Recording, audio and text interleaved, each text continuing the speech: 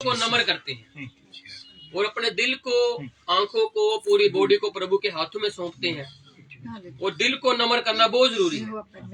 अगर दिल नमन नहीं होगा तो प्रभु नहीं आएगा, प्रभु बात भी नहीं करेगा, क्योंकि पत्थर वाले दिल में प्रभु बात नहीं कर सकता। इसलिए इसको नमन करना पड़ेगा, जैसे प्रभु नमन था। आइए उसका धन्यवाद करते हैं, उसके नाम की महिमा करते हैं।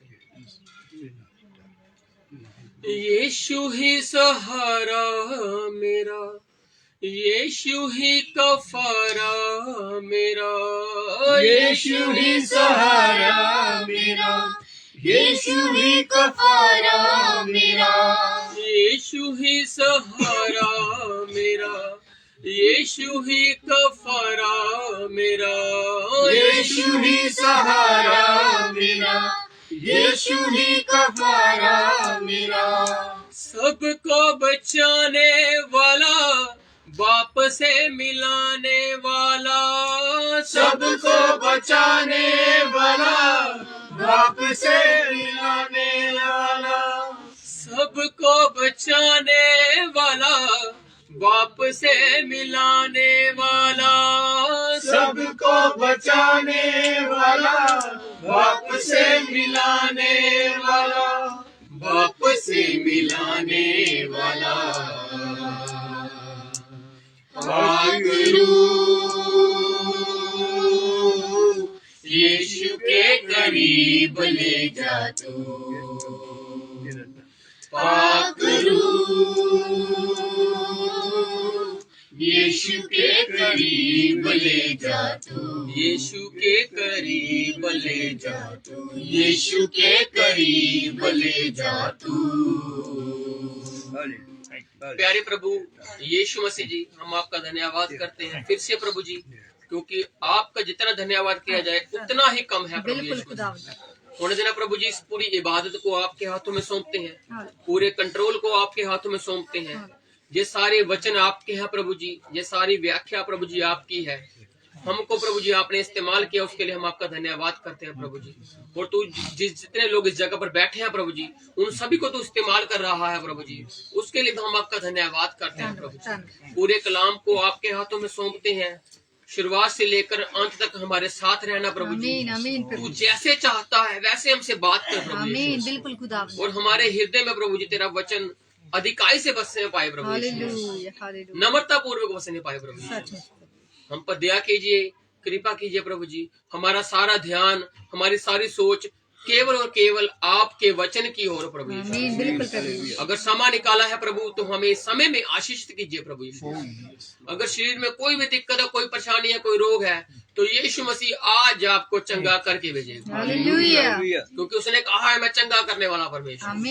वो कोड़ियों को गले लगाता था, बिल्कुल वो हर एक से बातचीत करता था, और उसने ऐसा काम कर दिया जो हम नहीं कर सकते। इसलिए केवल उसी का धन्यवाद, उसी के बड़े नाम की महिमा है।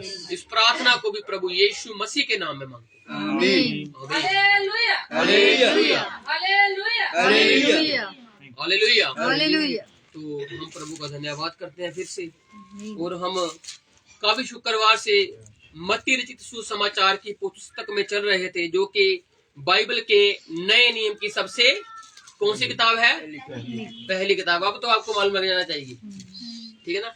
नए नियम की सबसे पहली किताब है मत्ती रचित सुसमाचार, द बुक ऑफ मैथ्यू। और उसके हमने काफी अध्याय बाय अध्याय पढ़ भी लिए हैं प्रभु की दया से। और जो आज बारी है 24वें अध्याय, और उसकी हमारी 15 से पढ़ने की बारी है। इसलिए जिनके पास बाइबल है प्लीज उन पर गौर कीजिए, और जो हम यहाँ से बोल रहे हैं आप उनको वहां से पढ़िए, ताकि हम सब एक इकट्ठे मिलकर प्रभु की महिमा करने पाए। मत्ती रचित सुसमाचार नए नियम की सबसे पहली किताब, उसका 24 अध्याय और उसकी 15 आयत से पढ़ना शुरू करते हैं। हाँ जी। महासंकट का आरंभ। इसका शीर्षक है, ये क्या शीर्षक है? महासंकट का आरंभ। और जब हम इससे पहले देखते हैं तो मंदिर के विनाश की भविष्यवाणी होती है 24 अध्याय से शुरू से। और चेले आते हैं प्रभु से, कहते हैं प्रभु देख बड़ी बड़ी इमारतें हैं, कितना कुछ है। लेकिन प्रभु ने कहा तुम ये सब देख रहे हो ना? उन्होंने कहा हाँ देख रहे हैं। तो प्रभु ने कहा मैं तुमसे वायदा करता हूँ यहाँ पर ईंट भी नहीं रहेगी और पत्थर पर पत्थर भी नहीं रहेगा जो ढाया नहीं जाया जाएगा। और उसके बाद संकट और क्लेश की बातें शुरू होती हैं, जिसमें चेले सोचते हैं कि अगर प्रभु ने अगर मंदिर को गिरा देने की बात कही है तो उससे पहले हम प्रभु से पूछ लें कि ये चीजें कब होंगी। उसने प्रभु से पूछा कब तेरे आने का, इसके ढह जाने का और संसार के अंत का क्या चिन्ह होगा। और हम देखते हैं प्रभु बताना फिर शुरू कर देता है। प्रभु सबसे पहली बात कहता है कि सावधान रहिए, कोई आपको भरमाने ना पाए। और उसके बाद प्रभु बात करता है जगह जगह पर लड़ाइयां होंगी, जगह जगह पर अकाल पड़ेंगे, जगह जगह पर भूकंप आएंगे, लेकिन अंत नहीं होगा। और उसके आगे बात आती है कि तुम जाति पर जाति की चर्चा सुनोगे, जो एक दूसरे ऊपर चढ़ाई करेगी, राज्य राज्य के ऊपर चढ़ाई करेगा, लेकिन ये क्या होगा, पीड़ाओं का आरंभ होगा, लेकिन अंत नहीं होगा। और उसके बाद प्रभु कहता है झूठे नबियों से और झूठे भविष्यवक्ताओं से सावधान रहना, क्योंकि मसीह एक ही है। वो तुम्हें भरमान में डालेंगे कि हम मसीह हैं, हम मसीह हैं, लेकिन जो मसीह है वो ही मसीह है, एक ही मसीह है हमारे लिए। हालेलुया। और उसने बताया कि तुम उनके पीछे मत लग जाना। और उसके बाद आगे आगे बात चलती है कि लोग तुमको मेरे कारण सताए जाओगे तुम लोग, और तुमसे क्या किया जाएगा, वैर किया जाएगा। ये थी संकट की और क्लेश की बातें। और प्रभु आखिर में कहता है जो अंत तक धीरज धरेगा उसका उद्धार होगा।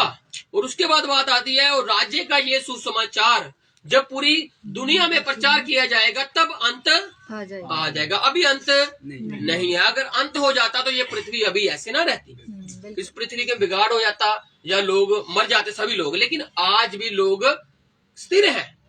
अभी तो पाप का घड़ा भर रहा है। एक दिन जब पाप का घड़ा पूरा ऊपर से ओवरफ्लो होगा, ज्यादा भर जाएगा, तब प्रभु को डिसीजन लेना ही पड़ेगा। लेकिन प्रभु आज हमें अलर्ट कर रहा है, सावधान कर रहा है कि तुम लोगों ने संसार से कैसे अलग रहना है।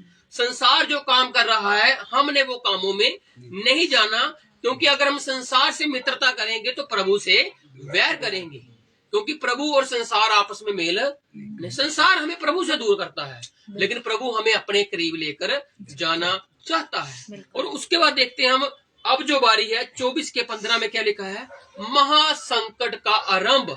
अब यहां से जो बात होगी महासंकट है, बहुत बड़ी विपत्ताएं हैं, ये उस समय हुई हैं लेकिन अब भी होंगी। हालेलुया। क्योंकि बाइबल का जो वचन है ये नहीं बताता जो हो चुका है, ये सब बताता है पास्ट के बारे में, प्रेजेंट के बारे में और आने वाले समय के बारे में। ये हमें इतिहास भी बताता है, ये हमें चल रहा समय भी बताता है और ये हमें आने वाला समय भी बताता है। अब जो प्रभु महासंकट की भविष्यवाणी करेंगे, जब महासंकट का जो दौर शुरू होगा, अभी जो पढ़ेंगे, तो आज से प्रभु ने 2000 साल के लगभग ये बातें कही थी, लेकिन वो पूरी कब हो रही है, आज हो रही है। लेकिन वो तब भी हुई थी, तब भी राज्य पर अजताई कर रहा था, क्योंकि लोग क्या करते थे, जो राज्य थे, जैसे हमारे इंडिया में ब्रिटेन का राज था, राज्य के ऊपर राजशाही कर रहे थे, लेकिन अब इंडिपेंडेंस हो गई है और अब लोकतंत्र का राज आने के बाद सभी मुल्क आजाद हो गए। लेकिन आज भी कई जो मुल्क हैं वो डिक्टेटरशिप में, तानाशाही में चल रहे हैं। क्यों? क्योंकि राज्य के ऊपर राजशाही की बातें हैं, लड़ाइयों और लड़ाइयों की बातें हैं। लेकिन ये अंत का चिन्ह है सिर्फ, लेकिन अंत नहीं है। अंत प्रभु का जब फरमान होगा तब अंत आ जाएगा, सुसमाचार की मुनादी हो जाएगी। जब संसार में, पूरे संसार में प्रभु का वचन सबके कानों तक पहुंच गया, आज पहुंच रहा है लेकिन लोग विश्वास नहीं कर रहे, लेकिन उस समय कोई समय नहीं रहेगा। आज समय है हमारे पास, लेकिन उस समय कोई समय नहीं रहेगा। अब महासंकट का जब आरंभ होगा तो ये बातें उस वक्त भी घटी थी और ये बातें आज भी घट रही हैं। और जब हम यहाँ से कूच कर जाएंगे, दुनिया से रुखसत हो जाएंगे, उसके बाद भी ये बातें घटेंगी, क्योंकि महासंकट का आरंभ होगा। एक वो संकट जो लोगों के सहने से बाहर होगा। आज जितनी मुश्किलें हम देखते हैं, इससे भी कहीं ज्यादा मुश्किलें, मुसीबतों का दौर आने वाला है। अब देखिए, हाँ जी, महासंकट का आरंभ पढ़ते हैं। इसलिए जब तुम उस उजाड़ने वाली घृणित वस्तु को, हाँ जी, जिसकी चर्चा दानियल भविष्यवक्ता के द्वारा हुई थी, हाँ जी, पवित्र स्थान में खड़ी हुई देखो। अब प्रभु उनको एक भविष्यवाणी दे रहा है कि महासंकट का आरंभ की शुरुआत होगी कहां से। तो अब जो प्रभु उनको बता रहा है ये घृणित वस्तु के बारे में, जिसकी चर्चा दानियल भविष्यद्वक्ता ने ऑलरेडी कर दी हुई है कि वो उस कंगूरे के ऊपर मंदिर में खड़ा होकर कहेगा कि मैं ही मसीहा हूं, वो अपने आप को बताएगा। लेकिन हमने देखा है कि मसीहा एक ही है। उसके बाद जो आ रहे हैं सब चोर और डाकू हैं, सब क्या है, लुटेरे हैं। लेकिन मसीह एक ही है जो मसीहत का दावा करके गया, लेकिन लोगों ने माना नहीं। लेकिन आज जिन्होंने उसे मान लिया उसको वो जानते हैं, उससे उसकी मुलाकात हो चुकी है। आज जितने लोग दावा करते हैं वो है नहीं, वो अंदर से क्या है, भेड़िए हैं, जो भेड़ का रूप धारण के लोगों को क्या करते हैं, भरमा में डाल रहे हैं और अपने पीछे लेकर चल रहे हैं। लेकिन हमें चलना किसके पीछे है? मसीह के पीछे चलना है, प्रभु के पीछे चलना है। लेकिन उन्होंने किसके पीछे लगा लिया? अपने पीछे लगा लिया। इसलिए आज जो लोगों के पीछे लगते हैं वो सावधान हो जाइए, क्योंकि लोग खुद तो गड्ढे में जाएंगे और साथ में हमें भी ले जाएंगे। अगर जाना है तो प्रभु के पीछे जाइए, जो इकलौता सच्चा मार्ग है, वो जो कहता है, दावा करता है कि मार्ग सत्य जीवन मैं ही हूं। इसलिए इस जगह पर महासंकट के बारे में जब पढ़ते हैं तो दानियल की ओर प्रभु लेके जाता है कि दानियल में क्या लिखा है, और दानियल में सब अंत के समय की भविष्यवाणियां हो रखी हैं। दानियल के 70 सप्ताह देखते हैं, वो मूर्त को देखते हैं, वो जो जानवर निकलते हैं उनको देखते हैं, वो क्या है, अंत की ओर लेके जाते हैं हम लोग कि अंत कहां पर जाएगा। प्रभु भी उनको कह रहा है, दानियल ने जो कहा, उजाड़ने वाली घृणित वस्तु कहां होगी? जब उसको खड़ी हुई देखो आप, कहां पर? पवित्र स्थान में। पवित्र स्थान कौन सा है? यरूशलेम, जो कि इजराइल में है। पवित्र स्थान है वो यहूदियों का। अगर उस घृणित वस्तु को वहां पर देखो आप खड़ी हुई, तो समझ आना। हाँ जी, आगे क्या लिखा है? और जो पढ़े वह समझे, जो पढ़े वह समझे, तब जो यहूदिया में हो वे पहाड़ों पर भाग जाए। अब ये जो बात है यीशु मसीह उस वक्त कह रहे हैं, और उसके सन 70 में, क्योंकि यीशु मसीह से पहले सन पीछे को चलते थे, बीसी में, पीछे बिफोर क्राइस्ट। लेकिन यीशु मसीह के आने के बाद आज हम किस में रह रहे हैं? 2026 में। कहने का मतलब एडी, आगे से शुरुआत होगी। अब आगे को सन बढ़ रहे हैं, साल आगे को बढ़ रहे हैं। और जब सन 70 था, सन 70 में एक जनरल उठा, एक राजा उठा, जिसने क्या किया? यीशु मसीह की भविष्यवाणी को पूरा किया। क्योंकि उससे पहले हम देखते हैं जो शास्त्री थे, जो फरीसी थे, उन्होंने क्या कहा था कि अगर हम अपने बाप दादों के समय में होते तो नबियों को ना मारते। प्रभु ने कहा, तुम ऐसा कह के खुद अपने ऊपर दंड लेकर आ रहे हो, मैं तुमसे कहता हूं तुम ऐसा करोगे। और उन्होंने यीशु मसीह को पहचाना नहीं, जाना नहीं, और कहां लटका दिया? क्रूसिफिकेशन दे दी, एक प्रभु को सलीब पर लटका दिया। और प्रभु ने कहा, जब वो रो रहे थे, प्रभु ने कहा, अब तुम मेरे लिए मत रो, अब रोना ही है तो अपने बच्चों के लिए रोना, क्योंकि तुम लोगों ने जो चीज मांगी है वो तुमको मिलेगी। उन्होंने क्या मांगा था कि इसका खून, किसका? प्रभु यीशु मसीह का खून हमारे ऊपर और हमारी संतानों के ऊपर आए। तो जो उस वक्त बच्चे थे छोटे, जब वो बड़े होंगे तभी उनके ऊपर खून आएगा ना। तो जब वो 30-33 साल की उम्र में पहुंचे, सन 70 में जब वो पहुंचे, तो एक जनरल उठा, इसमें क्या लिखा? घृणित वस्तु। वो ऐसा घृणित बंदा था, आज भी इतिहास में उसका नाम है। उसने 6 लाख यहूदियों को मारा वहां पर, और जो उसके घोड़े के पांव तक लहू लहू होता था, इतना उसने कत्लेआम किया यहूदी में, उस जगह में। और प्रभु क्या कह रहा है कि जब तुम घृणित वस्तु को खड़ी हुई देखो, तो जो यहूदी में हो, ये बात तब की हो चुकी है, लेकिन ये बात अब भी होगी, और जब दुल्हन उठा ली जाएगी ये तब भी होगी, ये बात होगी, क्योंकि प्रभु का वचन ताजा वचन है। ये नहीं अगर हो चुका है दोबारा नहीं होगा। सुलेमान ने क्या कहा था? जो चक्कर चल रहा है ये चक्कर चलेगा फिर से। इंसान जब बूढ़ा हो जाता है तो बच्चों को समझाता है कि मैंने ये गलतियां की हैं, तुम ये गलतियां मत करना, लेकिन बच्चे मानते हैं? नहीं मानते, वो फिर से वही गलती दोहराते हैं। लेकिन पिता को बाद में कहते हैं, पिताजी आप सही कह रहे थे, वो गलती हुई है। क्यों? क्योंकि पिता ने तो पहले समझाया था। बात क्या थी? वो चक्कर घूम रहा है। जब तक वो बुढ़ापे में जाएगा फिर वो अगले बच्चों को समझाएगा, तब वो बच्चे नहीं समझेंगे। क्यों? क्योंकि ये दौर है, इंसान की फितरत अलग है। जो समझ जाए वो अच्छा है, और जो ना समझे फिर वो ठोकर खा के समझता है। इसलिए प्रभु क्या कहता है? ठोकरें अच्छी हैं, जिससे लगने से क्या होता है? समझ वाला समझ पा लेता है, और जिसने समझ नहीं पानी वो ठोकर के बाद भी नहीं पा सकता। इसलिए अगर हमें ठोकर लगी है तो हमें वो ठोकर प्रभु के पास ले गई। यीशु मसीह से उसने जोड़ दिया और आज हम प्रभु के साथ जुड़े हुए हैं। लेकिन यहाँ पर लोग जुड़ नहीं पाए। दानियल के समय में जो बात हुई, घृणित वस्तु खड़ी हुई देखोगे, वो आगे भी खड़ी हुई मिलेगी जब वो 7 साल की संधि बांधेगा।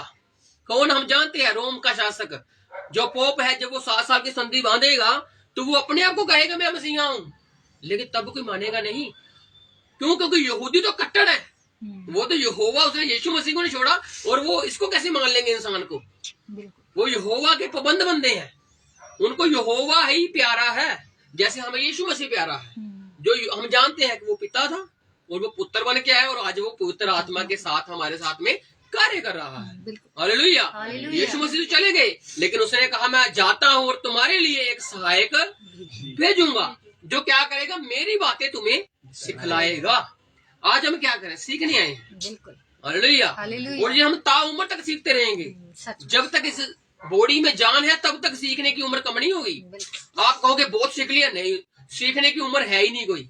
जितना मर्जी से आप एक बच्चे से सीख सकते हो, बच्चा भी आपको एक ऐसी बात सिखा देगा जो आप कहोगे यार बहुत अच्छी बात है। तो अब प्रभु ने क्या कहा, जो यहूदियों में हो, क्या हो? फिर वो पहाड़ों पर भाग जाए। वो कहाँ भाग जाए? पहाड़ों में भाग जाए। जो छत पर हो, हाँ जी, वह अपने घर में से सामान लेने को ना उतरे। क्योंकि जब ये कत्लेआम हो रहा था, इनके सारी रसद बंद कर दी गई थी, इनको चारों ओर से घेरा डाल लिया था। क्योंकि पहले युद्ध ऐसे ही होते थे, उनका खाना पानी बंद कर दो, उनको बिजली की सप्लाई बंद कर दो, जिससे क्या होगा, ये खुद ब खुद बाहर निकलेंगे। अगर बाहर निकलेंगे तो मारेंगे, और नहीं निकलेंगे तो हम ये भूख से मर जाएंगे और इतने ही कमजोर हो जाएंगे। पहले ये राजनीति थी युद्ध की, आज अलग हो चुकी है, लेकिन तब वो चीजें थी। तो क्या हुआ, उनका जो यहूदियों में वो पहाड़ों पर भाग जाए, क्योंकि ऐसा दुख का समय आने वाला है। महासंकट की बात है। महासंकट का आरंभ होगा ना जब, तो हमें फिर भागने की जगह नहीं मिलने वाली। जिस जगह पर होंगे वहां पर स्टक हो जाएंगे, और ऐसे स्टक हो जाएंगे कि हमें कोई सूझबूझ नहीं पड़ेगी। लेकिन हम धन्यवाद करते हैं प्रभु का कि प्रभु अपने लोगों को उससे पहले ही ले जाएगा। हालेलुया। ये उन लोगों की बात है जो मसीह को कबूलेंगे नहीं और बाद में महासंकट में फंस जाएंगे। समझना बात को। संत पुरुष ने कहा जिन्होंने बपतिस्मा लिए थे, ना वो यहूदी रहे, ना यूनानी रहे, ना वो नर नारी, वो कुछ नहीं रहे। आज वो उसने हमें डाली वो बातें। अब क्या लिखा है, जो यहूदिया में हो वो पहाड़ों पर भाग जाए, जो नगर के अंदर हो वो बाहर सामान लेने न जाए, जो खेतों में हो वो उससे बाहर निकले। हाँ जी। और जो खेत में हो वह अपना कपड़ा लेने को पीछे ना वो लौटे। पीछे ना लौटे, क्योंकि पीछे लौटोगे तो मौत है। अब ऐसा स्टक वाला सिस्टम आ जाएगा कि आप कुछ भी करने लगोगे तो मौत है एकदम ही। हाँ जी, आगे। उन दिनों में जो गर्भवती और दूध पिलाती होगी, हाँ जी, उनके लिए हाय देखो हाय। प्रभु के कैसे वचन निकल रहे हैं महासंकट के समय में। आज हम सुन रहे हैं और सुनने में देखते हैं कि गर्भवती महिला जो दूध पिलाती होगी अपने बच्चे को, प्रभु उसके ऊपर हाय डाल रहा है। क्यों? क्योंकि वो उस दिन में रह रही है जिस दिन में महासंकट आने वाला है। और उस महासंकट में ऐसा क्लेश का समय होगा कि लोगों के सहने से बाहर बातें हो जाएंगी। लोग सोचेंगे ये क्या हो गया। लॉकडाउन में क्या हुआ था, लोगों को हाथों पांव की पड़ गई थी, खाएंगे क्या, रहेंगे पिएंगे क्या, हाथ धोएंगे, हाथ नहीं मिला सकते किसी से, प्रेम ठंडा पड़ गया। ऐसे था ना, 6-7 महीने लोग बंद हो गए और एक ऐसा समय था लोग स्टक हो गए। आवाजाही बंद हो गई, कामकाज बंद हो गया, आवाजाही बंद, सब कुछ बंद, ठप पड़ गया। और लोगों को सोच पड़ गई, जिनके कामकाज नहीं थे उनको खाने के लाले पड़ गए, जिनके पास पैसा था उन्होंने स्टोर करना शुरू कर दिया। अब अगर वो स्टोर करेंगे तो जिसके पास जिसने लेना वो क्या लेगा, जिसके पास पैसा वो तो सब कुछ ले लेगा, लेकिन उसको ये नहीं मालूम कि उनकी एक्सपायरी है, वो एक न एक दिन खत्म हो जाएंगे। अगर लेना ही है तो वो खाना लो जो कभी एक्सपायर नहीं होता, जिसमें कीड़ा नहीं पड़ता। हालेलुया। और वो सीधा सीधा प्रभु की बानी है, जिसको ना चोर चुरा के लेके जा सकता है, जिसमें ना कीड़ा लगता है ना काई लगती है। ये वो धन है जो स्वर्ग में इकट्ठा हो रहा है। एक धन हम पृथ्वी पर इकट्ठा करते हैं, लेकिन पृथ्वी वाला धन हम जानते हैं, वचन कहता है चोर भी चुरा लेगा, काई भी लग जाएगी और कीड़ा भी लग जाएगा। लेकिन धन इकट्ठा स्वर्ग में कीजिए, प्रभु की बातों को अपने हृदय में रख छोड़िए, जिससे आपके दिल में जीवन की नदियां फूट निकलेंगी। हालेलुया। तो प्रभु ने क्या कहा कि हाय उन महिलाओं पर जो गर्भवती होंगी और अपने बच्चों को क्या होगी, दूध पिलाती, क्योंकि महासंकट का आरंभ है। अब महासंकट का सोचोगे तो बहुत डिफरेंट प्लानिंग है। संकट एक अलग बात है और महासंकट एक अलग बात है। धर्म और अधर्म, शांति और अशांति, फर्क है। इसलिए संकट और महासंकट बहुत बड़ी बात है, जिसमें प्रभु अब हाय डाल रहे हैं उन महिलाओं पर जो गर्भवती होंगे, दूध पिलाती होंगी। हाँ जी, प्रार्थना किया करो, प्रार्थना किया करो कि तुम्हें जाड़े में या सबत के दिन में भागना ना पड़े। जाड़ा मतलब सर्दी, सर्दी में। और जितने जो कार्म चलते थे पहले समय में, आज भी कई लोग सफर करना नहीं पसंद करते सर्दियों में। और सबत का दिन हम जानते हैं कि यहोवा का आराम का दिन है, जो यहोवा ने कहा था कि सबत का दिन तुम्हारे लिए विश्राम का दिन होगा। और जाड़े का दिन जो है वो सर्दी का दिन है, ठंड का दिन है। और जो पहले लोग जो घोड़ों पर सफर करते थे, उनका जो कारवां चलता था, जब उनको लगता था कि मौसम बदलने वाला, सर्दी आने वाली है, तो वो अपने कारवां को उसी जगह पर रोक लेते थे और वहीं पर तंबू गाड़कर कुछ समय के लिए समय बिताते थे। वो सर्दी में सफर नहीं करते थे। क्यों? क्योंकि सर्दी में सफर करना कठिन है, मुश्किल है, बच्चों के लिए भी, घोड़ों की, सभी चीजों के लिए। इसलिए प्रभु ने कहा कि वो लोग प्रार्थना करें जिन लोगों ने प्रभु को पहचाना नहीं, जो लोग प्रभु में आए नहीं। अब वो खुद एक चीज के लिए दुआ करें कि उनके ऊपर ये समय इन समय में ना आए। सर्दी ना हो, तुमको भागना पड़ने वाला और तुम भाग नहीं सकते, सांस फूलेगी, थकोगे, हारोगे, टूटोगे। और सबत का दिन, विश्राम का दिन, व्यवस्था टूट जाएगी। जो कट्टर है, यहूदी कट्टर थे ना व्यवस्था के, अगर उनको भागना पड़े, कुछ काम करना पड़े सबत के दिन, तो प्रभु कहता तुम प्रार्थना करो कि वो सबत का दिन ना हो फिर तुम्हारे लिए। फिर तुम्हारी व्यवस्था टूटेगी और तुम अपने ऊपर खुद दोष लेके आओगे कि यह व्यवस्था टूट गई। उन्होंने यीशु मसीह के ऊपर आरोप लगाए कि तू सबत के दिन ये कार्य क्यों कर रहा है। लेकिन प्रभु ने क्या कहा? मैं तो सबत का भी प्रभु हूँ। हालेलुया। इंसान सबत के लिए नहीं बना, सबत इंसानों के लिए बना। दोनों चीजों में फर्क है। ये जो पृथ्वी है जिसमें हम रह रहे हैं, समझ रहे हो, ये प्रभु ने क्यों बनाई थी? इंसानों के रहने के लिए। समझ रहे हो, पृथ्वी बनी तब इंसान बनाया कि अब तू यहाँ पर रह, रखवाली कर, खा पी और जिंदगी को जी, जैसे आज लोग जी रहे हैं। लेकिन लोग अब प्रभु से हटके हो चुके हैं, अपनी इच्छाओं को ज्यादा पूरा कर रहे हैं, जिससे क्या हो, लोगों के ऊपर खुद दंड आ रहे हैं।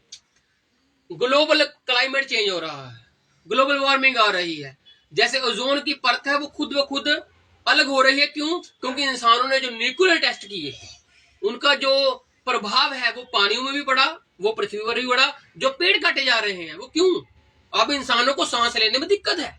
AQI मतलब जो इंडेक्स है उसका, किसका? एयर पोल्यूशन का। समझते हो ना आप? अब कहते हैं पोल्यूशन बहुत ज्यादा है, और पोल्यूशन आया किसकी वजह से? इंसानों की वजह से। इंसान खुद ही लेके हैं।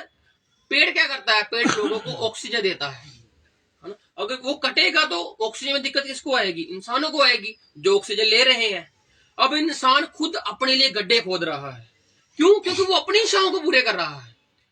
जो तो अच्छे रह रहे हैं वो अच्छे हैं, और जो बुरे उनके बारे में सोच नहीं रहा। लेकिन प्रभु सबके बारे में सोच रहा है। इतना पोल्यूशन होने के बावजूद भी प्रभु अपने लोगों को बचा रहा है। क्योंकि हमारी ऑक्सीजन जो आती है वो यहोवा परमेश्वर से आती है। हमें जो सांस देता है वो यहोवा परमेश्वर देता है। हालेलुया। क्योंकि वो जीवन का पेड़ है। समझ रहे हो? वो भी एक पेड़ है, लेकिन वो जीवन का पेड़ है, और वो हमें ऑक्सीजन बहुत ताकत से देता है। समझ रहे हो? ना तो दिन हमें सताता है, ना रात हमें सताती है। हम जब सुबह उठते हैं तो प्रभु का धन्यवाद करते हैं। हालेलुया। क्योंकि यहोवा हमारे लिए प्रोवाइडर बना हुआ है। वो यहोवा यही है जो मुहैया करता है। हालेलुया। अब्राहम ने उसको कहा था, इसहाक से कहा था ना? क्या कहा था? इसहाक ने पूछा मेमना कहाँ है? लेकिन अब्राहम ने क्या कहा? वो मुहैया करेगा। और जब वो ऊपर पॉइंट पर पहुंचे, एक जगह पर पहुंचे, तो मुहैया हो गया। हालेलुया। आज हम देख रहे हैं कि हल नहीं हो पा रहे, काम नहीं हो पा रहे, जिंदगी नहीं बदल पा रही, लेकिन जब एक पॉइंट पर पहुंच जाएंगे तब यहोवा ने हमारे लिए मुहैया कर दिया हुआ। हालेलुया। बस उस समय तक पहुंचिए। इसलिए प्रभु ने कहा जो धीरज धरेगा उद्धार उसी का होगा। अब उद्धार तक पहुंचना है तो सब्र करना पड़ेगा। सब्र टूटते हैं, लेकिन सब्र बनाने हैं। यहोवा प्रभु यीशु मसीह ने कैसे सब्र बनाया? वो सलीब तक सब्र बना के रहा, और उसने कहा हे पिता, ये नहीं जानते कि ये क्या कर रहे हैं। जो लोग उसको मार रहे थे, जो थूक रहे थे, उसको क्या क्या कर रहे थे, उसने कहा ये नहीं जानते, लेकिन एक समय आएगा जब मैं बताऊंगा कि मैं इनको कैसे जानता हूं। समझ रहे हो? उसका सब्र कहां तक बना रहा, और जब वो सब्र बना रहा तो आज उसकी कब्र खाली है। वो जिंदा परमेश्वर है। आमीन। क्यों? क्योंकि उसने सब्र रखा। सच। अगर आज हम सब्र रखेंगे तो वो हमें ऊपर उड़ाने की ताकत रखता है, वो हमें बादलों में ले जाने की ताकत रखता है। हालेलुया। बिना पर के हम उड़ेंगे, क्योंकि हम अपनी मदद से नहीं, उस परमेश्वर के समर्थ से उड़ने वाले हैं। हालेलुया। और वचन कहता है ये आंखें बंद ऐसे होती है ना, पलक झपकती है, वैसे ही तुम बदल जाओगे, तुम्हारे शरीर बदल जाएंगे। मुर्दे दशा में है वो अविनाशी दशा में आ जाएंगे, एकदम से उनका शरीर चेंज हो जाएगा, और हम जो जीवित हैं हम बदल जाएंगे, और हम इकट्ठे ही क्या होंगे, प्रभु को बादलों में मिलने वाले हैं। हालेलुया। लेकिन प्रभु कह रहा है प्रार्थना करो, किसके लिए?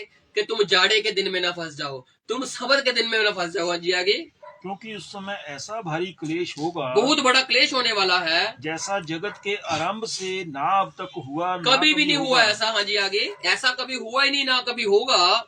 यदि वे दिन घटाए ना जाते, हाँ जी, तो कोई प्राणी ना बचता। बचे पता क्यों है? क्योंकि दिन घटाए गए हैं। समझ लो, यहोवा ने चुने हुओं के लिए कुछ समय रखा है, नहीं तो अब तक तो पृथ्वी नाश, कितना पृथ्वी पर देखा क्लेश कितना हो चुका है। पृथ्वी पर लोग क्या कर रहे हैं? देखिए, आपको देखने में बुरा लग रहा है तो आप तो इंसान हो, वो परमेश्वर है, उसको कितना बुरा लगता होगा कि मैंने इंसानों को क्या करने के लिए बनाया और इंसान कर क्या रहे हैं। मैंने अपनी महिमा के लिए बनाया, ये किसकी महिमा कर रहे हैं। मैंने क्या किया, ये क्या कर रहे हैं। इसलिए रोमियो की पत्री कहती है, मैंने उनको उनकी अभिलाषाओं पर ही छोड़ दिया कि तुम जो कर रहे हो करते रहो, लेकिन याद रखना एक दिन न्याय का दिन आएगा, जब मैं तुमसे लेखा लेने लगूंगा, तब तुम्हारे मुंह बंद हो जाएंगे, तब तुम कहने नहीं पाओगे। क्यों? क्योंकि सवालों के जवाब चाहिए प्रभु को। जो उसने हमें सवाल दिए उसके जवाब प्रभु पूछेगा, और फिर तब हमें चुप ना रहना पड़े। ऐसा ध्यान रखना आप, हमें प्रभु के लिए आज महिमा करनी है। अगर आज महिमा करेंगे तो ये आने वाले समय में हमारा छुटकारा करके ही रहेगा। हालेलुया। इसलिए महिमा करनी है प्रभु की। और प्रभु कहता है कि दिन घटाए गए हैं चुने हुए लोगों के लिए। हाँ जी, परंतु चुने हुओं के कारण वे दिन घटाए जाएंगे। उस समय यदि कोई तुमसे कहे, हाँ जी, देखो मसीह यहाँ है। दिन घटाए गए हैं चुने हुए लोगों के लिए, और उस समय में अगर दिन घटाए गए हैं तो ये चीज वो भी जानता है, शैतान जानता है। अब जितना हम जानते हैं बाइबल को, वो भी उतना उससे ज्यादा जानता है, क्योंकि वो प्रभु यीशु मसीह के आगे बातें लेके आया था। कहां से? वचन से लेके आया था। इतना वचन हम नहीं जानते जितना वो जानता है, समझ रहे हो। लेकिन उसके वचन की काट कहां से होगी? मतलब कि उस वचन को वचन से बताना है तो कैसे बताएंगे? वचन से ही बताना पड़ेगा।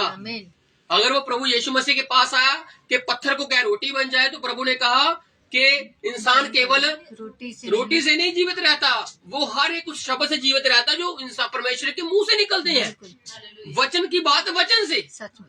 अगर आपके पास कोई इंसान कुछ कह रहा है वचन से, तो आपको वचन की दूसरी बात पता होनी चाहिए, जिससे क्या हो कि आपको जो ढाल देगी है प्रभु की विश्वास की, उससे आप अपना बचाव कर सको। नहीं तो शैतान के जलते हुए तीर से आप भस्म हो सकते हो।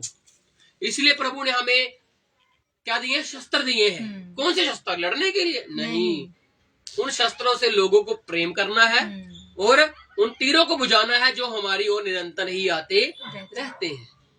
आज उन हथियारों को तेज करने आए हैं हम लोग।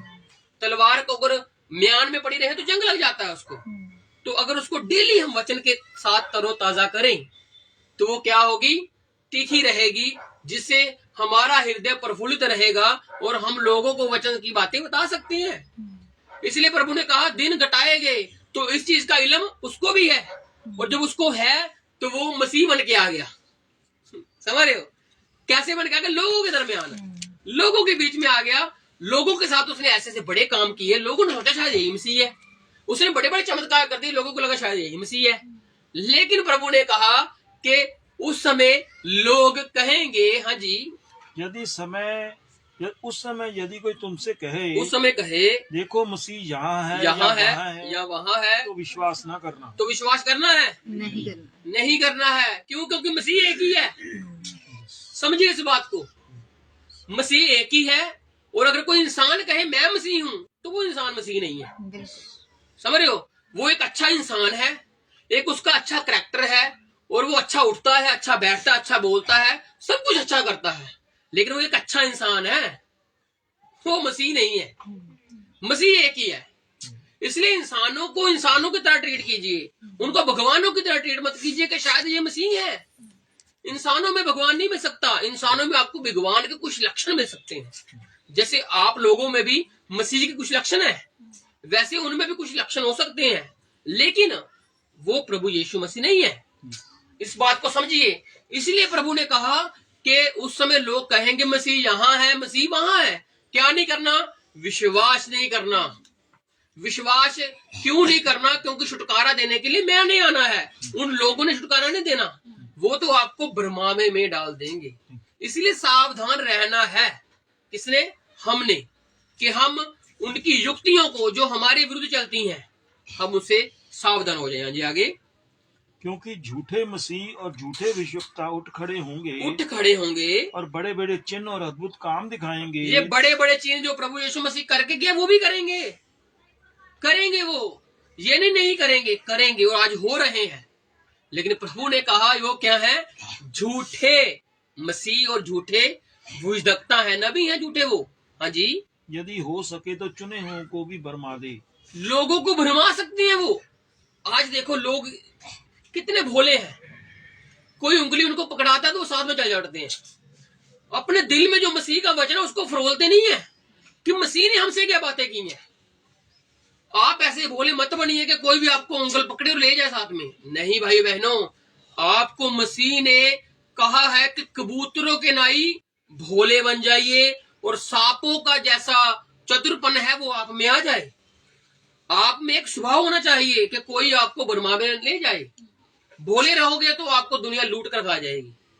थोड़े से चतुर होगे तो आप मसीह को अच्छा समझते ही हो, आप लोगों में भी अच्छा बुरा समझना शुरू कर दोगे। समझ रहे हो? हर एक इंसान अच्छा बोलने वाला अच्छा नहीं होता। दिल में उसके क्या है और मुंह पे क्या है ये आपको नहीं पता, क्योंकि इंसान जैसा होता है वैसा वो दिखाता नहीं है। क्यों? क्योंकि मसीह जो मसीहत कर गया वो इंसान नहीं कर सकते। इसलिए प्रभु ने कहा हर किसी के ऊपर विश्वास मत करना, क्योंकि झूठे नबी आएंगे, झूठे भविष्यवक्ता आएंगे और झूठे मसीह आएंगे जो कहेंगे और बड़े बड़े काम, बड़े बड़े चिन्ह और चमत्कार करके लोगों को भरमावे में डालेंगे और शायद चुने हुए उनकी बातों में आ भी जाएं। हाँ जी। देखो मैंने पहले से तुमसे यह सब कुछ कह दिया है। अब देखो भाई, अगर कोई कहता है यार मुझे पता नहीं था, तो ये बात नहीं चलने वाली, क्योंकि मसीह ने सीधी बात कर दी कि मैंने तुमसे पहले से ही कह दिया। अब कहो मुझे तो पता ही नहीं था कि लड़ाइयां होगी, मुझे तो पता ही नहीं था भूकंप आएंगे, काल आएंगे, ये आप कह सकते हो। लेकिन मसीह कहते मैंने तुमसे कह दिया है। ये बहाने नहीं चलेंगे, बहाने बनाते नहीं इंसान, वो नहीं चलने वाले। लेकिन प्रभु कहता है मैंने तुमसे पहले से ही कह दिया है कि तुमको बाद में बहाना बनाने की जरूरत ना पड़ जाए। आज इंसान कहता है मेरा शरीर दर्द करता है, मेरे पांव लात कर दी, मैं चर्च नहीं जा रहा। लेकिन प्रभु कहता है कि मैं शरीर में होकर आया था, और मुझसे पूछो मेरे पास रहने को घर नहीं था। जिस जगह पर जाता था मैं खुद ही उस जगह पर आराम करता था। और उसने एक जगह पर वचन में कहा भी है कि झोंपड़ियों, क्या कहता है वो, लोमड़ियों के भी मठ होते हैं ना, ऐसे कहता है प्रभु। लेकिन मसीह जो मनुष्य का पुत्र है उसके पास रहने का स्थान नहीं है। ऐसे मसीह हालातों में रहा, लेकिन उसने अपने कार्य को अंजाम दिया जो शरीर में आया वो होकर, और शरीर में आकर उसने वो काम कर दिए जो आज हम बहाने बना रहे हैं। हाथ पांव पर कील ठकवाने, सिर पर कांटों का ताज रख जाना, उसको अधनंगे हालात में उस कलवरी से लेकर उस गलगत्ता पहाड़ पर उस रास्ते से लेकर जाना, और मुंह पर थूका जा रहा है। आप उस दृश्य को सोच सकते हो, लेकिन उस जगह पर मसीह ने करके बताया। थूके जाने की बात बहुत नॉर्मल नहीं है। आज इंसान के कोई बैठा हो साथ में, कोई एक बूंद भी चले जाए मुंह पर कर दिया, मुंह पे थूक आ रहा है। क्यों? क्योंकि इंसान को पसंद नहीं है किसी की ये चीज देखनी। लेकिन मसीह के ऊपर ये चीजें हुई। देखिए कितना अद्भुत प्रेम किया उसने हमसे। किसके लिए? हमारे लिए। क्यों किया? कि तुम लोगों के ऊपर जो कष्ट आने हैं उससे उसने हमें बचा लिया है। आज हम कहते हैं मसीह ने क्या किया हमारे लिए। कभी दिल से उसको जानिए, कभी दिल से प्रेम कीजिए, उसको पता लग जाएगा आपको। आप कहते हो चर्च में जाके क्या कर लेंगे भाई, क्या करेंगे, गीत गा के क्या करेंगे, कुछ नहीं हो रहा, कुछ नहीं हो रहा, कोई बात नहीं, लेकिन आप मसीह के लिए कुछ कर रहे हो, यही बड़ी बात है। हालेलुया। घर में फ्री बैठने से अच्छा है कि आप परमेश्वर के लिए कुछ कर रहे हो, ये कितनी अद्भुत बात है। अगर आपके ऊपर वो तसीहे किए जाए तो आप सह नहीं सकते, मैं नहीं सह सकता, कोई भी नहीं सह सकता। इसीलिए तो मसीह ने हमारे लिए वो कार्य किए जो हम नहीं कर सकते, इसलिए उसकी कुर्बानी को व्यर्थ मत जानिए। इसलिए प्रभु कह रहा है कि हो सकता है वो बरमा दे, देखो मैंने तुमसे पहले ये बातें कह डाली। हाँ जी, इसलिए यदि वे तुमसे कहें देखो वह जंगल में है। देखो अब मसीह ने बता दिया कि मसीह लोग कहेंगे मैंने तुमसे पहले से कह दिया। अब वो लोग ये भी कहेंगे कि जंगल में आ जाओ। समझ रहे हो कहां पर बात जा रही है जी? कई लोग कहते जंगलों में जाकर खुदा मिलेगा, कई लोग कहते पहाड़ों पर जाकर खुदा मिलेगा, लेकिन वो कहता है दिल में झांको, मैं यहाँ पर विराजमान हूँ। हालेलुया। हम क्या क्या नहीं करते थे पहले मसीह को, खुदा को पाने के लिए, उस प्रभु को पाने के लिए, लेकिन जब वो आया उसने कितना सिंपल रास्ता बता दिया।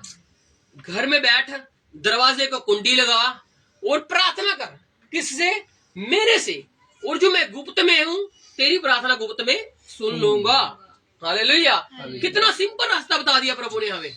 क्यों? क्योंकि उसने कहा मैं तुम्हारे दिल के दरवाजे पर खड़ा खटखटाता हूँ, खोलो मैं अंदर आऊंगा, तुम्हारे साथ आऊंगा और भोजन करूंगा। हालेलुया। आज हम क्या करें? भोजन ही कर रहे हैं। ये प्रभु का कलाम क्या है? भोजन ही है, रूह की खुराक है ये। हालेलुया। ये हमारे आत्मिक जीवन को तरोताजा करती है। जैसे शरीर को खाने के लिए खाना पानी चाहिए, वैसे आत्मा को जीवित रखने के लिए, चार्जअप करने के लिए हमें क्या चाहिए? प्रभु के वचनों की खुराक चाहिए। और जब वचनों की खुराक जाती है तो हमारा आत्मा क्या होता है? तरोताजा हो जाता है। हालेलुया। फोन को चार्जिंग लगाते हैं ना, किसके लिए? कि हम उसको यूज कर पाए। इसलिए प्रभु भी हमारे आत्मा को चार्ज करता है कि तुम अगले 5-6 दिन चार्ज रहो। शुक्रवार की संगति, एतवार की संगति, और बीच में कोई संगति आती है तो क्या होता है? वो बोनस पॉइंट है जो हमें और चार्ज अप करता है। नहीं तो ऐसे हम घरों पर बैठे रहते हैं, पता नहीं फोनों पर क्या क्या देखते रहते हैं। लेकिन प्रभु हमें जब वचन देता है तो वो अलग बात होती है। इसलिए प्रभु ने कहा कि देखो मैंने तुमसे पहले से कह दिया, इसलिए यदि वह तुमसे कहें, अब बहाना नहीं चलेगा। प्रभु कहते वो तुमसे कहेंगे देखो वह जंगल में है तो बाहर ना निकल जाना, या देखो वह कोठरियों में है तो विश्वास ना करना। अगर वो कहे जंगलों में है तो विश्वास ना करना, अगर वो कहे कोठरियों में है तो विश्वास ना करना। क्योंकि जैसे बिजली पूरब से निकलकर पश्चिम तक चमकती है, हाँ जी, वैसे ही मनुष्य के पुत्र का भी आना होगा। आना होगा, ये सवाल था ना। फिर सवाल आया, याद है आपको? चेलों ने 3 सवाल पूछे थे कि ये जो मंदिर की बातें ये कब होंगी, दूसरा अंत का चिन्ह क्या होगा, और तीसरा तेरे आने का चिन्ह क्या होगा। प्रभु ने पहले बता दिया कि सावधान रहना, ये बातें होंगी लेकिन सावधान रहना। दूसरी प्रभु ने बातें बतानी शुरू की अंत के बारे में कि ये बातें होंगी, अंत नहीं होगा, ये बातें होंगी, पीड़ाओं का आरंभ होगा, और अंत तक धीरे धरना है कि तुम्हारा उद्धार हो जाए। अब महासंकट में प्रभु बता रहा है अपने आने के बारे में।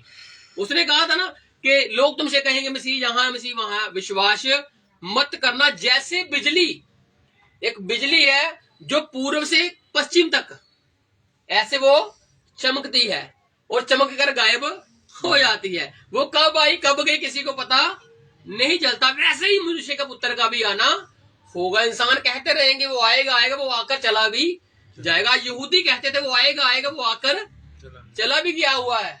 लेकिन आज उनकी आंखों पर मूसा वाला पर्दा आज ही पड़ा हुआ है। मूसा की आंखों पर पर्दा था, पता ना आपको? जानते हो ना आप वचन को पढ़ते हो जो? ये भी सवाल ही है। 40 दिन 40 रात मूसा उस पहाड़ पर रहकर आया, यहोवा की उपस्थिति में बैठकर आया, और जब वो नीचे उतरा तो उसके मुख के ऊपर इतना जलाल था कि जो इजरायली थे, यहूदी थे, उन्होंने कहा मूसा अपनी आंखों के ऊपर पर्दा कर ले, क्योंकि तेरे फेस की ओर हम देख ही नहीं पा रहे। हालेलुया। आज बदरू है हमारा कुछ क्यों नहीं कर पाती? क्योंकि हमारे अंदर जो नूर है वो प्रभु का नूर है। वो देखकर डरती है, वो देखकर घबराती है, इसके अंदर में जा ही नहीं सकती। क्यों? क्योंकि निश्चय कोई जादू टूना यकूब के ऊपर नहीं जाएगा। हालेलुया। और हम यकूब के घराने के हैं, हम इजरायली के घराने के हैं। आज जिन्होंने मसीह को कबूल कर लिया है, असली घराना प्रभु का वो बन चुका हुआ है। इसलिए बदरूहें डरती हैं, कांपती हैं कि इसके अंदर मैं कैसे जाऊं। क्यों? क्योंकि वो जलाली परमेश्वर हमारे अंदर है। और जहां तो परमेश्वर रहेगा जहां फिर शैतान रहेगा। एक चीज रख सकते हो आप, इसलिए प्रेम ईश्वर को रख लीजिए, शैतान का कोई वार आपके ऊपर चलने वाला है नहीं। इसलिए उसने क्या कहा, जैसे बिजली पूर्व से चमकती है पश्चिम तक, वैसे ही मनुष्य का पुत्र का आना हो जाएगा। आज इजरायली के ऊपर पर्दा है, लेकिन वो पर्दा हमारी ही वजह से पड़ा है कि वो एक दिन देखेंगे, लेकिन आज हम देख रहे हैं, एक दिन वो भी देखने वाले हैं। एलिया और मूसा वहां पर जाने वाले हैं, उनसे बातचीत करने वाले हैं, क्योंकि वो एलिया और मूसा की बात मानते हैं। उन्होंने मसीह की भी नहीं मानी और वो किसी की भी नहीं मानते। मूसा किस लिए मानेंगे? क्योंकि मूसा को वो छोटा खुदा कह चुका है प्रभु यीशु मसीह, यहोवा परमेश्वर। और एलिया की क्यों? क्योंकि एलिया सबसे पहला तो वो एलिया नबी था और वो जिंदा उठा लिया गया था। हालेलुया। एक तो हनोक उठा लिया गया था जिंदा, और एक एलिया भी उठा लिया गया था जिंदा। और अब क्या हुआ, उसने कहा कि जैसे ये चमकते वैसे मनुष्य का पुत्र का भी आना हो जाएगा।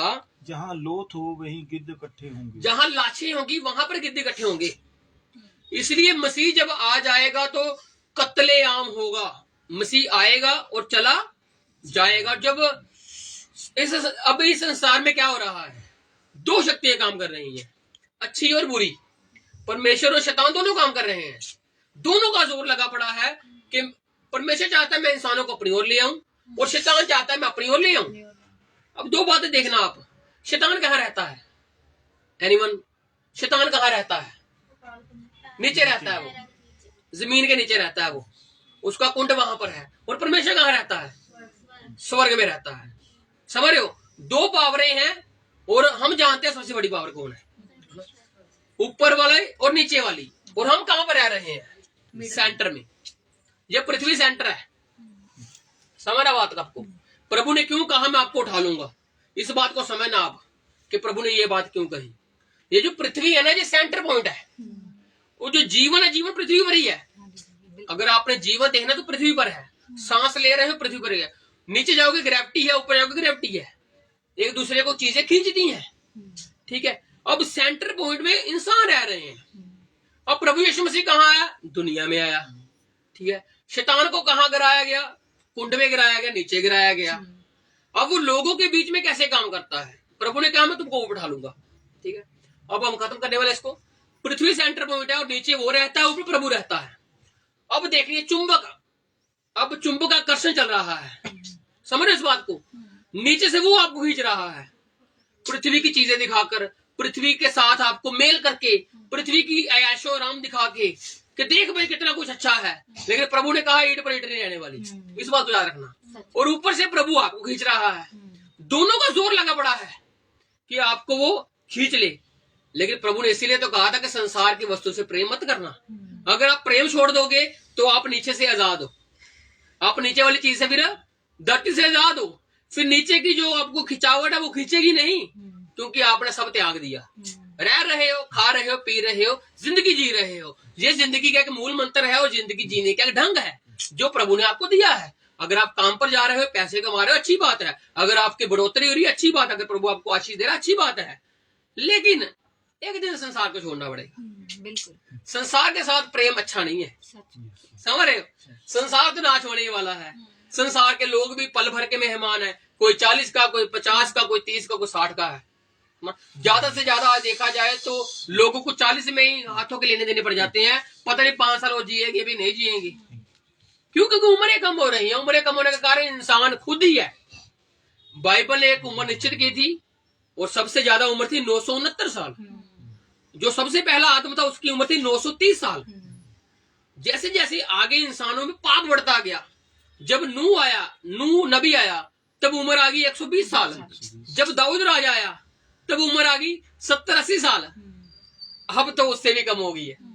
ये बाइबल की बातें बताई मैंने आपको, उम्रों के बारे बाइबल में लिखा हुआ है कि दाऊद राजा ने कहा था कि इंसान की उम्र 70 साल ही तो है, अगर अच्छा खाए पिए तो 80 तक पहुंच जाएगा।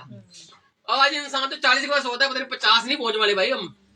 क्यों? क्योंकि हाथ पैर दर्द कर रहे हैं, घुटनों में जान नहीं रही पहले जैसी, आंखें धुंधला रही हैं, हाथों में अकड़ बना गया है। क्यों? क्योंकि कमजोरी आ गई है। खान पीन में मिलावट, हर चीज में मिलावट। इंसान सोचता है अच्छे की ओर जाए, लेकिन वो महंगी चीजें हैं। वो सोचता है, इंसान सोचता है महंगी खाएंगे तो हम कमा कितना रहे हैं। इंसान फंसा पड़ा है। लेकिन अगर वो प्रभु के पास आ जाए तो उसकी सारी शंकाएं प्रभु दूर कर डालेगा। आपकी जो मिलावट वाली चीज होगी वो उसमें भी आशा डाल देगा, उसको वो सही करके आपको खिला देगा। हालेलुया। मिलावट इंसान ने की है, लेकिन प्रभु से प्रार्थना करने से वो मिलावट दूर हो सकती है। समझ रहे हो? क्योंकि प्रभु ने तो बनाया था सब कुछ, लेकिन इंसान ने उसको बिगाड़ डाला, पूरी पृथ्वी को बिगाड़ डाला। कितना कुछ चल रहा है संसार में, लेकिन प्रभु ऐसा संसार नहीं चाहता था। प्रभु एक मेल मिलाप वाला संसार चाहता था, एक प्रेम वाला संसार चाहता था, लेकिन लोगों ने झगड़े रगड़े उत्पन्न कर दिए संसार में। इसलिए प्रभु कहता है कि मार्ग सत्य जीवन मैं हूं, जो मेरे पीछे चलेगा वो जीवन को प्राप्त कर लेगा। संसार में जीवन नहीं है, लेकिन प्रभु में जीवन है। इसलिए प्रभु हमें ऊपर को खींच रहा है, शैतान हमें नीचे को खींच रहा है संसार की वस्तुएं दिखाकर। लेकिन हम संसार की वस्तुओं के हैं नहीं, हम यहाँ पर परदेसी हैं, मुसाफिर हैं, और एक दिन हमने यहाँ से कूच कर जाना है। वो समा कब है हम नहीं जानते, लेकिन हम हंसकर उस मौत को स्वीकार करेंगे, क्योंकि प्रभु से हमारा उतना ही जल्दी मेल मिलाप होने वाला है। हालेलुया। तो आज हम 24 की इस 28 तक ही पढ़ते हैं, और जो 29 है, 24 की 29 जो मनुष्य के पुत्र का पुनर्आगमन है, उसको हम अगले शुक्रवार को प्रभु की दया से देखेंगे। तो वही आंखों को बंद करते हैं और प्रभु का धन्यवाद करते हैं, उसकी महिमा करते हैं, उसकी आराधना करते हैं। धन्यवाद धन्यवाद धन्यवाद तेरा प्रभु, धन्यवाद। जिन्ने भी लाड़ी वाले लोग ने होता इस जग दे हनोक ने, जिन्ने भी लाड़ी वाले लोग ने होता इस जग दे हनोक ने, जिन्ने ओदी लाड़ी वाले लोग ने होता इस जग दे हनोक ने, जिन्ने ओदी लाड़ी वाले लोग ने होता इस जग दे हनोक ने। लबना नहीं हसी लबना नहीं, लबना नहीं हसी लबना नहीं, लबना नहीं ओ हसी लबना नहीं, लबना नहीं ओ हसी लबना नहीं। जदों यीशु च छुपाए जावांगे, जदों यीशु च छुपाए जावांगे, ओ यीशु नाम दे सहारे एक दिन उठाए जावांगे, ओ यीशु नाम दे सहारे एक दिन उठाए जावांगे। ओ दूजा कोई नाम भी नहीं दिता गया, ओ दूजा कोई नाम भी नहीं दिता गया, ओ दूजा कोई नाम भी नहीं दिता गया, ओ दूजा कोई नाम भी नहीं दिता गया। असी जिस तो बचाए जावांगे, असी जिस तो बचाए जावांगे, इको यीशु नाम दे सहारे एक दिन उठाए जावांगे, इको यीशु नाम दे सहारे एक दिन उठाए जावांगे। ओ असी जग तो उठाए जावांगे, इस जग तो उठाए जावांगे। Hallelujah hallelujah hallelujah. आंखों को बंदी रखेंगे और स्वर्ग की प्रार्थना भाई जगजीत के साथ करेंगे। हे हमारे पिता, हे हमारे पिता, तू जो स्वर्ग में है, तू जो स्वर्ग में है, तेरा नाम पवित्र माना जाए, तेरा नाम पवित्र माना जाए, तेरा राज्य आए, तेरा राज्य आए, तेरी इच्छा जैसे स्वर्ग में पूरी होती है, जैसे स्वर्ग में पूरी होती है, वैसे पृथ्वी पर भी हो, वैसे पृथ्वी पर भी हो। हमारे दिन भर की रोटी आज हमें दो, हमारे दिन भर की रोटी आज हमें दो, और जिस प्रकार हमने अपने अपराधियों को क्षमा किया है, हमने अपने अपराधियों को क्षमा किया है, वैसे तू भी हमारे अपराधों को क्षमा कर, वैसे तू भी हमारे अपराधों को क्षमा कर। हमें परीक्षा में ना ला, हमें परीक्षा में न ला, परंतु बुराई से बचा, परंतु बुराई से बचा। क्योंकि राज्य पराक्रम और महिमा सदा तेरे हैं, सदा तेरे ही है। आमीन आमीन। अब से लेकर परमेश्वर का प्रेम, उसकी संगति, उसका फजल भरा हाथ हमारे साथ यूं ही बढ़ा।